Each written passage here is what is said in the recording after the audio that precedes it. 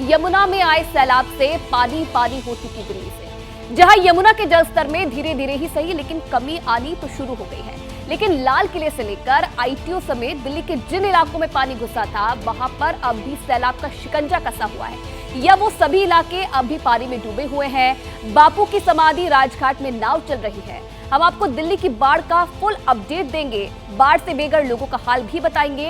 लेकिन सवाल तो ये है कि दिल्ली का सिस्टम बाढ़ के आगे ढहा कैसे? दिल्ली में बाढ़ आई या फिर बुलाई गई है? और सबसे बड़ा सवाल ये है कि दिल्ली में बाढ़ का गुनहगार आखिरकार कौन है?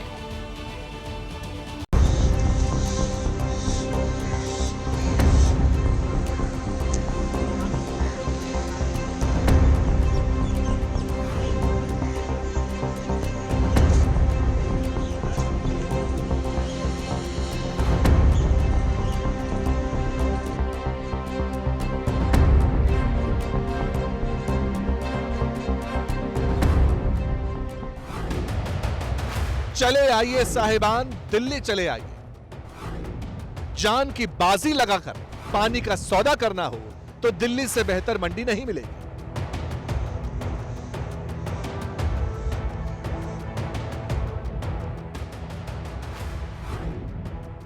दाना पानी और बिना छत लोगों को देखना हो तब भी दिल्ली से बेहतर डेस्टिनेशन नहीं मिलेगी। दिल्ली की तबाही का यह तमाशा किसने सजाया? एक शहर से उसकी रंगत छीनकर मौत का मंजर किसने बनाया? लोगों से पूछिए तो नेताओं का नाम लेते हैं।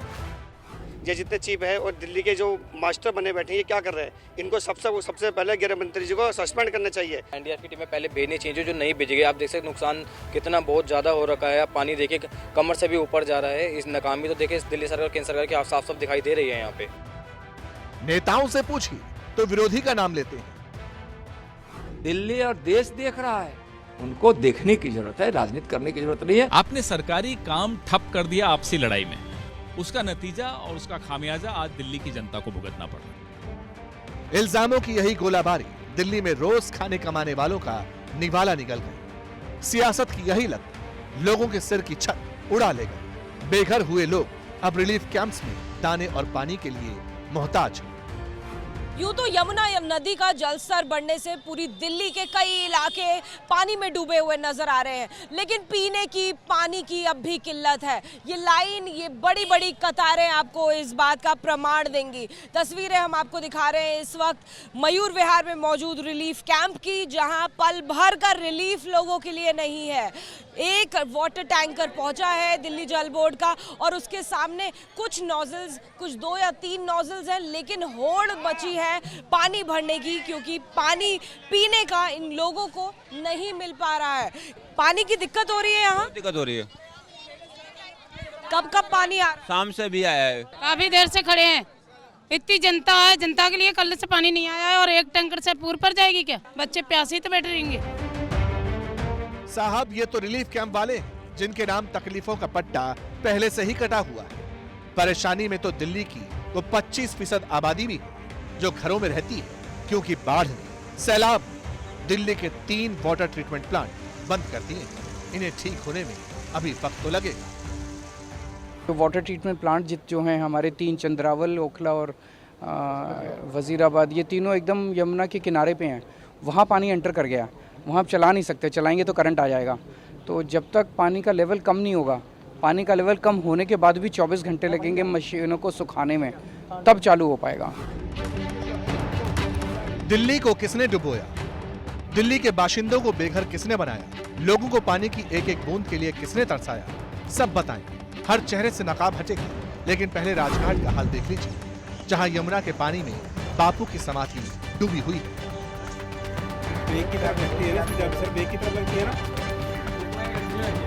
मैं खड़ी हूँ राजघाट पे और अब यहाँ की अगर तस्वीरें देखें तो सामने ये राजघाट का गेट है और पूरा ये इलाका पानी में जलमग्न हो चुका है, पूरी सड़क पानी में डूबी हुई है।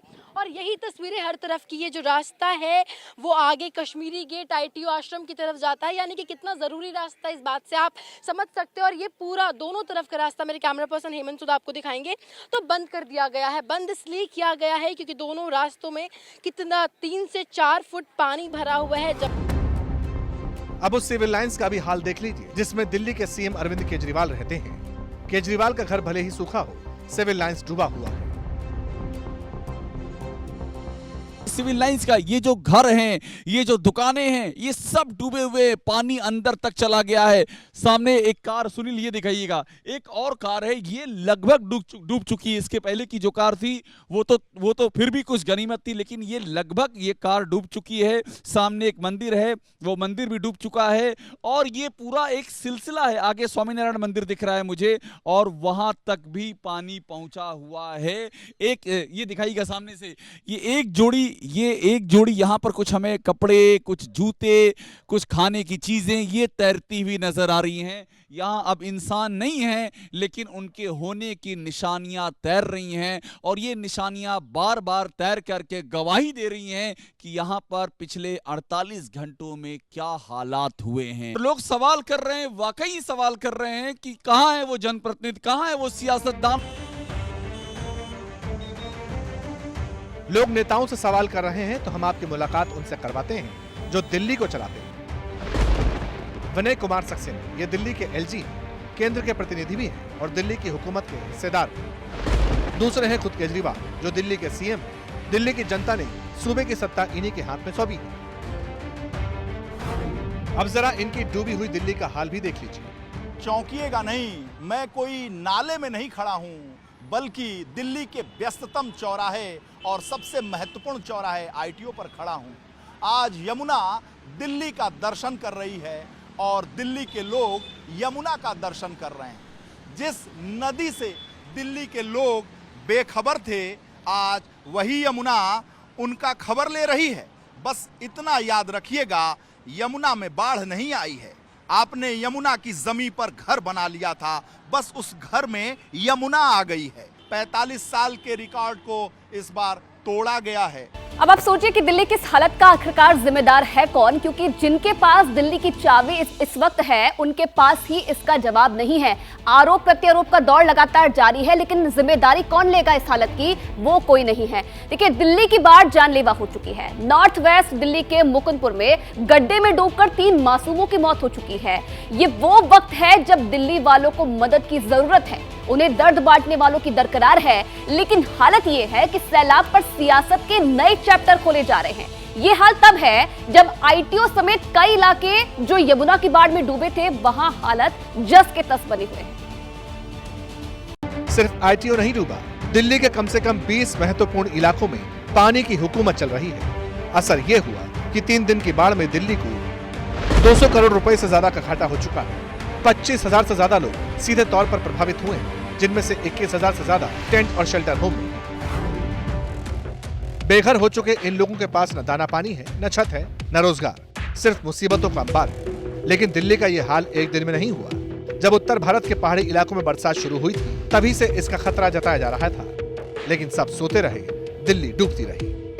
उस जगह मौजूद थी रोड के उस तरफ, लेकिन पानी इतना ज़्यादा था कि हम NDRF की टीम के साथ बोट में सवार हुए और हमने ये रास्ता जो है वो पार किया है। दिल्ली में इस वक्त गाड़ियां नहीं चल रही हैं, दिल्ली में इस वक्त सिर्फ बोट चलती हुई दिखाई दे रही है। और निगम बोध घाट ठीक मेरे पीछे, मैं चाहूँगी अमरजीत जी ज़रा ये तस्वीरें दिखाएं निगम बोध घाट की, कि क्या हाल इस वक्त निगम बोध घाट के आगे दिखाई दे रहा है।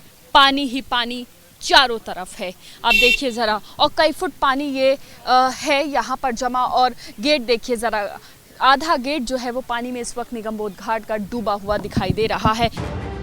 दिल्ली के इस हाल का रिश्ता 3 जगहों से जुड़ता है। पहला है हरियाणा के यमुनानगर का हथनीकुंड बैराज, दूसरा है दिल्ली का ITO बैराज और तीसरा है दिल्ली का ही WHO ड्रेन।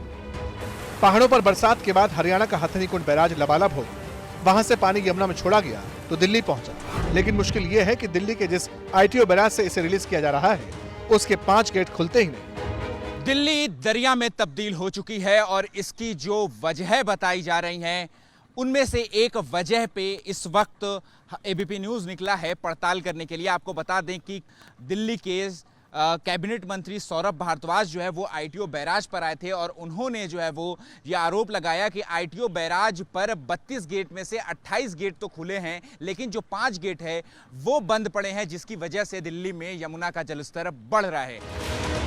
यमुना का पानी रिलीज किए जाने का एक पॉइंट दिल्ली का ही WHO ड्रेन भी है, जहां दिल्ली के एलजी और मुख्यमंत्री अरविंद केजरीवाल करीब एक ही साथ पहुंच गए, लेकिन दोनों के बीच करीब 15 मिनट तक कोई बात नहीं हुई। जब बात हुई तो तकरार हो गई। ये समय नहीं है कि हम किसी के ऊपर ब्लेम करें या कुछ और टिप्पणी करें। इस वक्त हमें टीम वर्क करने की जरूरत है। कहने के लिए मैं भी बहुत सारी चीजें कह सकता हूं, लेकिन उसकी जरूरत नहीं है। दिल्ली की केजरीवाल सरकार कहती है कि बाढ़ के पीछे बीजेपी की हरियाणा सरकार है, जिसने हथिनीकुंड बैराज से जानबूझकर पानी छोड़ा, और बीजेपी इसे नाकामी छिपाने की केजरीवाल सरकार की चाल बताती है। इस बाढ़ के पीछे की वजह है भारतीय जनता पार्टी और केंद्र सरकार की दिल्ली के प्रति दुर्भावना।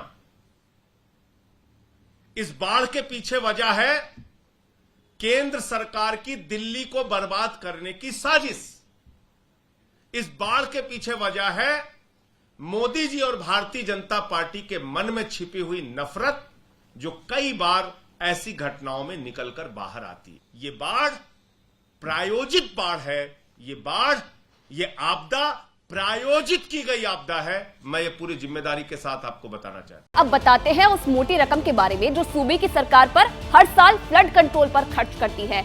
मेरे पीछे स्क्रीन पर आप देखिएगा ये आंकड़ा क्या है। दिल्ली सरकार 2015 से अब तक आप देखिए 8 साल में 2825 करोड़ रुपए खर्च हो चुके हैं। 2023 और 24 की बात करें तो 265 करोड़ रुपए अब तक प्रस्तावित हैं। 2022 और 23 की बात करें तो 883 करोड़ रुपए अब तक खर्च हो चुके हैं और बजट में कितनी कटौती की गई है? 618 करोड़ रुपए। तो ये पूरा आंकड़ा है किस तरीके से दिल्ली में फ्लड कंट्रोल पर यह आंकड़ा हर साल खर्च किया जाता है। अब दूसरा आंकड़ा देखिए, दिल्ली का फ्लड कंट्रोल डिपार्टमेंट स्टाफ यहां पर कितना मौजूद है? 617 का आंकड़ा है स्टाफ का। और इंजीनियरिंग कितने हैं इसमें? इंजीनियर कितने मौजूद हैं? 312 की संख्या में इस डिपार्टमेंट में इंजीनियर मौजूद हैं। और आप देखिए किस तरीके से ये भारी भरकम अमला भी दिल्ली को बाढ़ से नहीं बचा सकता है। अब ब्लेम गेम का जबरदस्त खेल शुरू हो चुका है।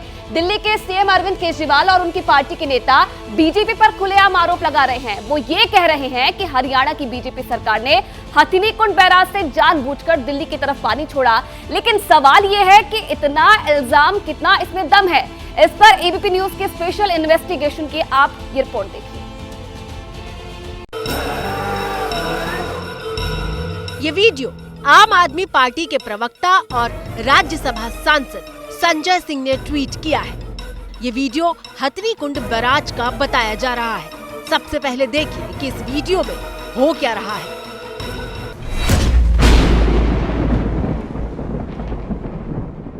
ये हथिनीकुंड बैराज है, ये जो पानी है सारा दिल्ली की तरफ जा रहा है यहाँ से।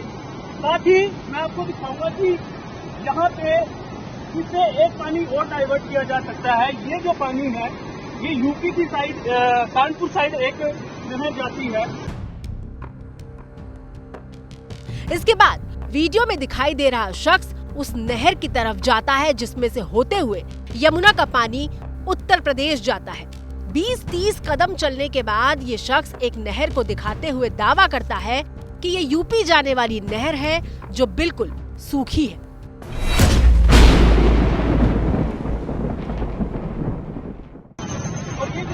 ये सहारनपुर यूपी को ये नहर जाती है सातनी, जो हमने आपको दिखाया था। 14 जुलाई फ्राइडे के दिन मैं यहाँ खड़ा हूँ सुबह। अब आप देखिए ये नहर बिल्कुल ही सूखी है। जब हमने लोगों से पता किया तो वो कह रहे हैं कि अमूमन इस नहर में पानी चलता है, पर पता नहीं 2-3 फ्लड की वजह से सारा पानी दिल्ली की तरफ डाइवर्ट किया गया है।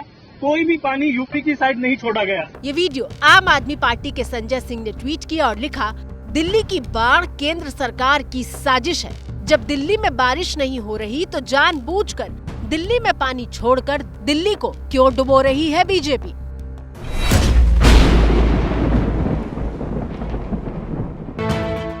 इन आरोपों में कितनी सच्चाई है, हम इसकी पड़ताल करेंगे। सबसे पहले वीडियो कितना सच्चा है ये जानने के लिए एबीपी न्यूज संवाददाता दीपक रावत हथिनीकुंड बैराज पर ठीक उस जगह पर पहुंचे जहां का वीडियो दिखाकर आम आदमी पार्टी ने आरोप लगाया था कि दिल्ली को जानबूझकर डुबोया गया। वहां हमें क्या तस्वीर मिली वो देखिए।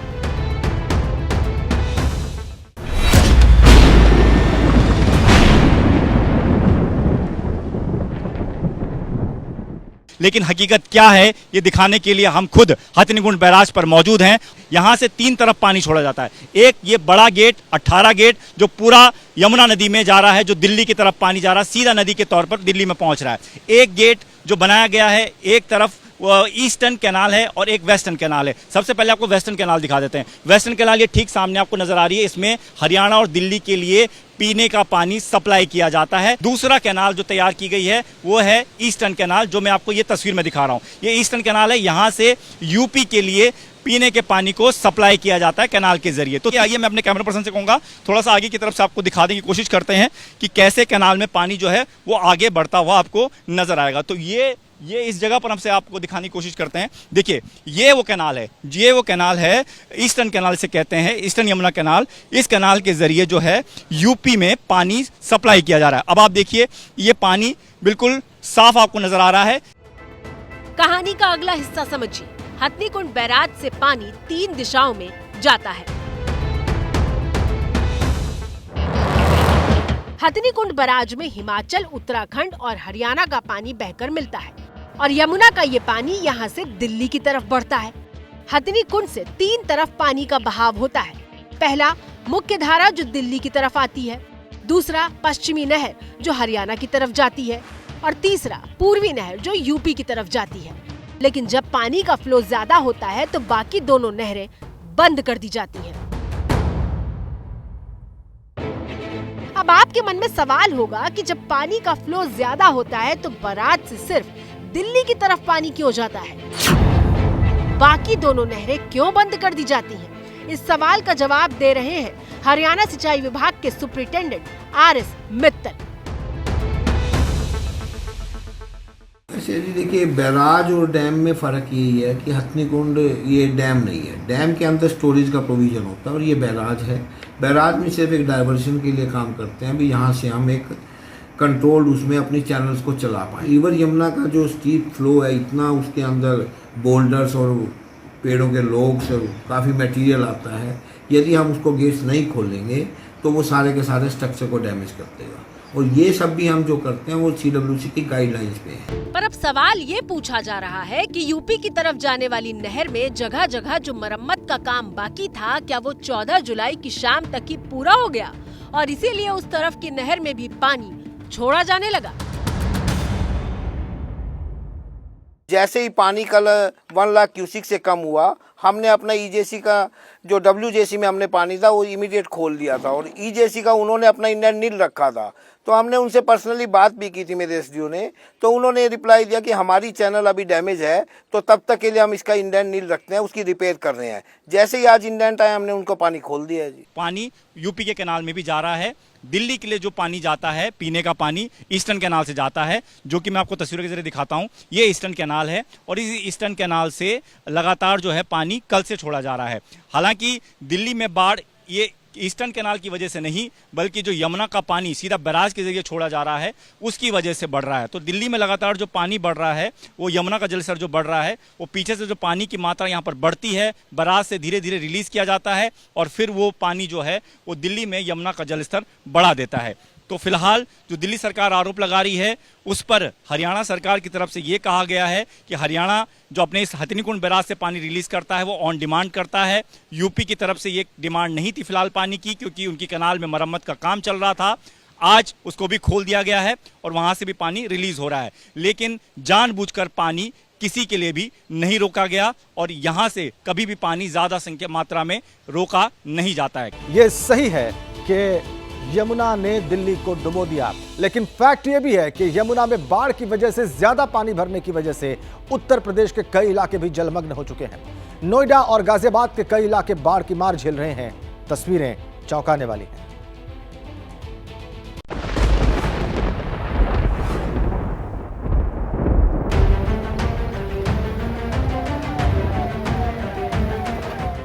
दिल्ली से सटे गाजियाबाद में ये यमुना की सैलाब सल्तनत का विस्तार है। गाजियाबाद के टॉनिका सिटी और उसके आसपास के इलाके बाढ़ की मुसीबत से जूझ रहे हैं।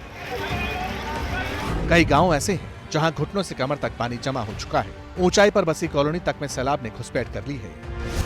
पानी का जलस्तर बढ़ने की वजह से अफरा तफरी का माहौल है। अलीपुर बांध टूटने से खौफ डबल हो चुका है।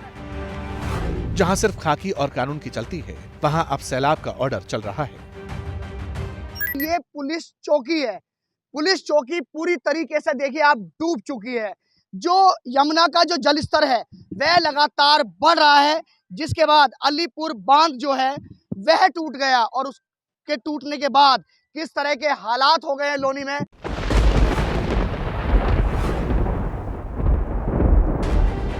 यूपी का सबसे हाईटेक शहर नोएडा भी यमुना की सैलाबी सल्तनत की मार झेल रहा है। सबसे बुरा हाल सेक्टर 135 और उसके आसपास के इलाकों का, जहां करीब 10 फीट तक पानी जमा है। कई लोग ऐसे हैं जो अब भी मदद के इंतजार में हैं। प्रशासन और राहत बचाव की टीमें बोट, ट्रैक्टर, ट्रक और जेसीबी के साथ रेस्क्यू ऑपरेशन में जुटे हैं। ये वीडियो भी नोएडा के सेक्टर 135 का ही है। यमुना के क्रोध की वजह से गौशाला में गायों के लिए बड़ा संकट खड़ा हो गया।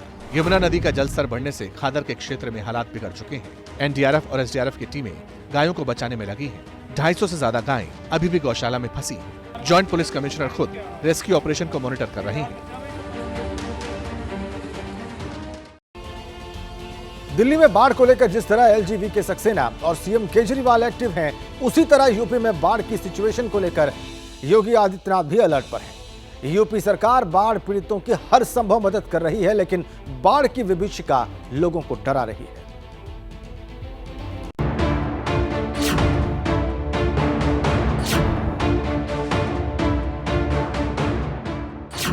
यमुना का ये रौद्र रूप मथुरा के लोगों की धड़कनें बढ़ा रहा है। 14 जुलाई की सुबह तक यमुना का लेवल 165.31 मीटर पहुंच चुका था। समय के साथ यमुना का पानी बढ़ रहा है। तेज बहाव और शोर के साथ बहती लहरों का खौफ ऐसा है कि यमुना के आसपास बसे लोग घर छोड़कर भाग चुके हैं। लोहारपुर के भट्टे से ईंट लेकर यह ट्रैक्टर लौट रहा था, लेकिन दरियापुर के पास फ्लड अटैक ने ट्रैक्टर की रफ्तार रोक दी। ड्राइवर ने शक्तिशाली मशीन को खूब आजमाया, लेकिन सैलाब ने ट्रैक्टर को 1 इंच आगे बढ़ने नहीं दिया। अब इस पुल को देखिए, नदी के उफान में पुल पर बना रपटा रास्ता देखते ही देखते बह गया। ट्रक ड्राइवर ने सैलाब के बीच कच्चे रास्ते पर ड्राइव करने की गुस्ताखी की। अंजाम तस्वीरों के जरिए आप समझ सकते हैं।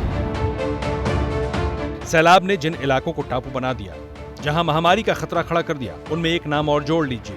बागपत में यमुना नदी का तेज बहाव सुभानपुर, अब्दुल्लापुर और गढ़ी गांव के लिए सबसे बड़ी परेशानी बन चुका है। घर, स्कूल, दुकान सब तालाब बन गए। मकानों में दरारें आने से दहशत का मीटर भी बढ़ गया है। बात करते हैं चंद्रयान 3 की कामयाब लॉन्चिंग की, जिसने हिंदुस्तान का सिर दुनिया में गर्व से ऊंचा कर दिया है और इसके लिए पूरी दुनिया इसरो के वैज्ञानिकों की तारीफ कर रही है। फ्रांस के दौरे पर गए प्रधानमंत्री मोदी ने भी वैज्ञानिकों के समर्पण की तारीफ की और उनके योगदान को सलाम किया। रिपोर्ट देखिए। 10, 9, 8, 7, 6, 5, 4, 3, 2, 1, 0। और इस तरह उस उड़ान का आगाज हुआ जिसमें 140 करोड़ हिंदुस्तानियों की आकांक्षाओं और उम्मीदों का आसमान।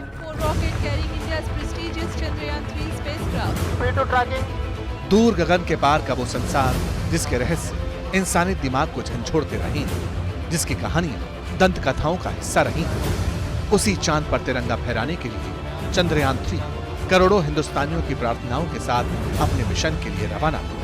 और यही दहाड़ है जो वैज्ञानिकों को रोमांचित करती है।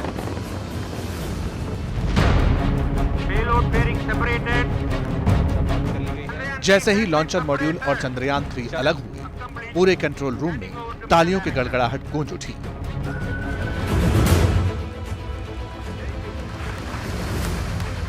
इसरो के वैज्ञानिक एक दूसरे को हाथ मिलाकर बधाई देने लगे।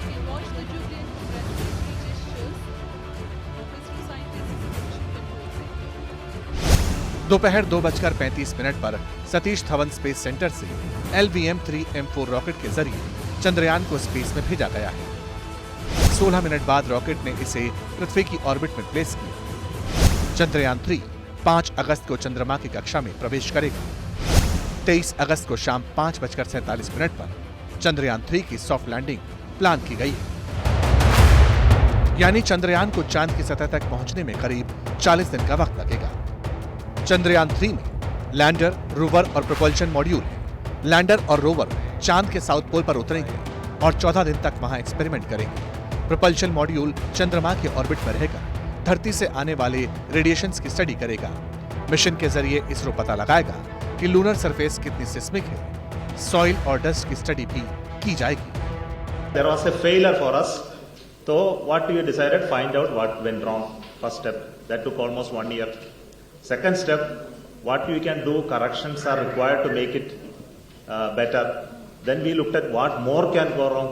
और कुछ भी problems है hidden रहते हैं उसमें, तो वो सब we brought out through reviews, testing, etc. Then the third year was all testing. We went on so many tests, which was not done last time, and final year was final assembly and preparation. वाकई ये एक सपने के हकीकत में तब्दील होने जैसा है। वो चांद जो दादा दादी की कहानियों का हिस्सा है, जो शायरों की शायरी का किस्सा है, जिसकी रूहानियत फिल्मी गीतों में खुलती रही है, जो रहस्यों का संसार है, उसी चांद पर फतह के लिए तीसरी बार भारत का चंद्रयान रवाना हुआ है। इस अद्भुत और अतुलनीय मौके पर पीएम नरेंद्र मोदी ने भी देश के उन वैज्ञानिकों को बधाई दी जिन्होंने हिंदुस्तानियों के ख्वाब को हकीकत में तब्दील करने के लिए दिन रात एक कर दिया। भारत में चंद्रयान के सफल लॉन्च पर पूरा भारत उत्साहित है। यह हमारे वैज्ञानिकों की बहुत बड़ी उपलब्धि है। लेकिन सवाल है कि इस मिशन का मेन मकसद क्या है? जवाब ऐसे समझिए। इसरो के मुताबिक चंद्रयान 3 के 3 मकसद हैं। पहला, विक्रम लैंडर को चांद की सतह पर सुरक्षित और सॉफ्ट लैंडिंग कराना।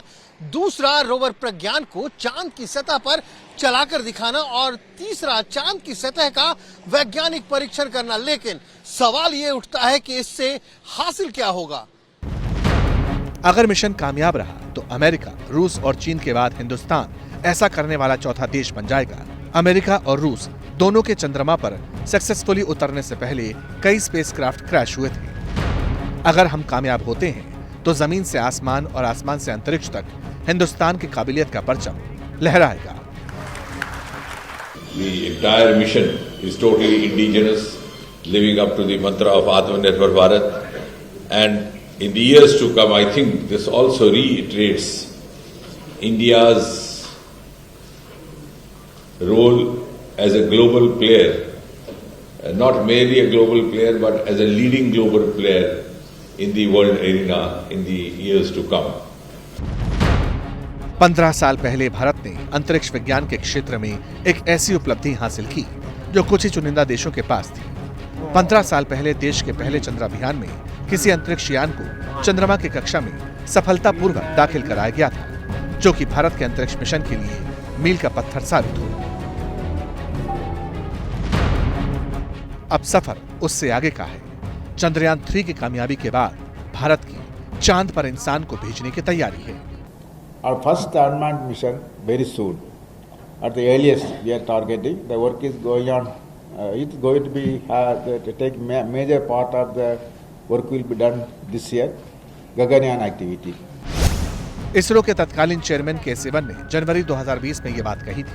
3.5 साल बाद इसकी बड़ी तैयारी के साथ चंद्रयान चांद की तरफ कूच कर चुका है। इसके साथ ही नासा के आर्टेमिस 1 का हिस्सा बनकर भारत ने जल्द ही अंतरिक्ष में किसी हिंदुस्तानी को भेजने की ओर कदम बढ़ा दिए हैं। उम्मीद है कामयाबी की ऐसी उड़ान हर हिंदुस्तानी का सिर फक्र से ऊंचा करती रहेगी। जमीन और आसमान फ्रांस का, लेकिन ताकत दिखाई हिंदुस्तान के शूरवीरों ने। फ्रांस के बेस्टिल डे परेड में भारतीय सेना के तीनों अंगों ने अपनी शक्ति का प्रदर्शन किया। बेस्टिल डे फ्रांस के नेशनल डे के तौर पर मनाया जाता है और इस बार प्रधानमंत्री मोदी चीफ गेस्ट के तौर पर इसकी शान बढ़ा रहे थे।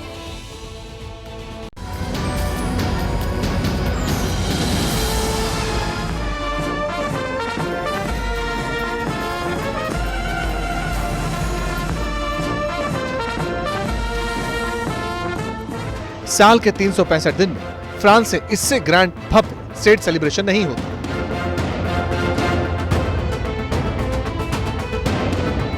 लेकिन इस बार का 14 जुलाई फ्रांस और भारत दोनों के लिए ऐतिहासिक रहा।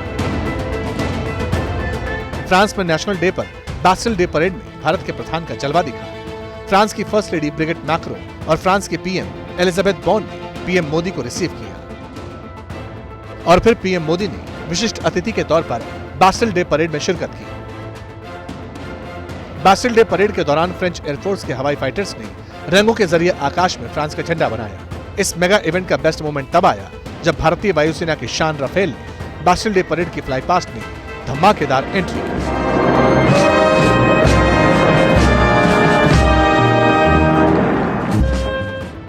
फ्रांस में हिंदुस्तान के शौर्य और सामर्थ्य का डंका बज रहा था। नरेंद्र मोदी ने इस गौरव को और विस्तार दिया और वो उपलब्धि हासिल की जो आज तक किसी दूसरे भारतीय के हिस्से नहीं आई। पेरिस के एलिसी पैलेस में इमैनुअल मैक्रोन ने पीएम मोदी को फ्रांस के सर्वोच्च नागरिक और सैन्य सम्मान the grand cross of the legion of honour से सम्मानित किया। मोदी ने यह सम्मान भारत के 140 करोड़ देशवासियों को समर्पित किया।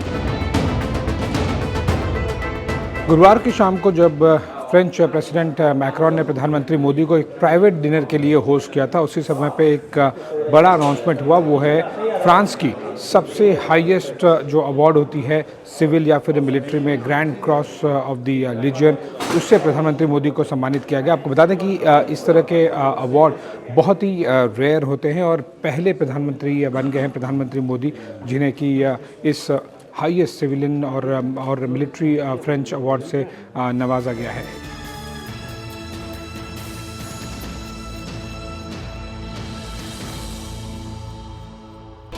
बड़ी अपडेट आपको दे दें, फ्रांस के बाद आज प्रधानमंत्री नरेंद्र मोदी यूएई के दौरे पर रहेंगे और फ्रांस में प्रधानमंत्री मोदी भारतीय समय के मुताबिक देर रात 3:45 पर पेरिस से यूएई के लिए रवाना हो गए। यूएई रवानगी से पहले पेरिस में एयरपोर्ट पर प्रधानमंत्री मोदी को विदाई दी गई और आज भारतीय समय के मुताबिक सुबह 10:45 पर प्रधानमंत्री नरेंद्र मोदी यूएई की राजधानी अबू धाबी पहुंचेंगे और वहां संयुक्त अरब अमीरात के राष्ट्रपति शेख मोहम्मद बिन जायद अल नहयान से प्रधानमंत्री मोदी की मुलाकात होगी और इस मुलाकात में दोनों नेताओं के बीच रणनीतिक साझेदारी के अलावा ऊर्जा, स्वास्थ्य, फूड सिक्योरिटी, फिनटेक, रक्षा और संस्कृति जैसे क्षेत्रों में दोनों देशों के एक साथ आगे बढ़ने और मिलकर काम करने को लेकर बातचीत होगी। प्रधानमंत्री का ये यूएई दौरा इसलिए भी अहम हो जाता है क्योंकि भारत इस वक्त G20 की अध्यक्षता कर रहा है और यूएई G20 का विशेष आमंत्रित सदस्य है।